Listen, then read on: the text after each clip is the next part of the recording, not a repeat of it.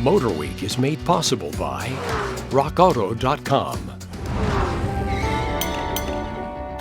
Keeping your car clean is certainly important to maintain its value, but you have to keep it clean and you have to keep it sanitary and safe for you.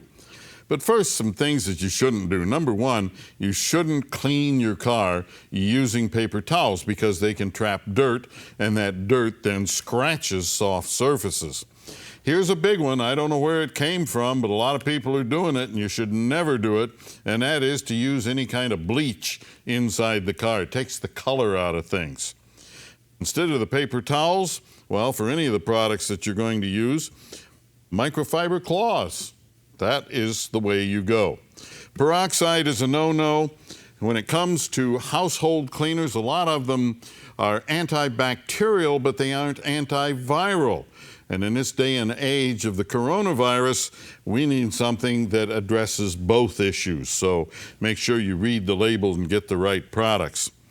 Also, never forget to read your owner's manual. Look for the exclusions, the things they tell you not to use on certain surfaces, because not all cars are the same.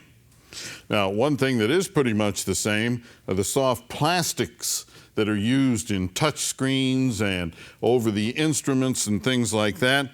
There are special cleaners that are designed for those. Don't use a general purpose cleaner because it can damage that plastic. Then, here we have wipes. Well, we have one that is 70% alcohol and one that's 5% alcohol. 5% is fine for your hands and things like that, but you want the 70% for the inside of your car so that it kills bacteria and viruses. Oh, hand cleaner, it is a no-no on the inside of your car. Make sure you use it on your hands, of course, but not in the car. When it comes to cleaning leather and vinyl and so on, well, you can use alcohol and products like that. It will clean it, but it's probably going to leave it dull and so on. You have to be really careful with it so that it doesn't damage the surface of the leather or vinyl. Best thing to do in that case is to use a dedicated leather and vinyl cleaner and conditioner. That'll clean it and condition the material as well.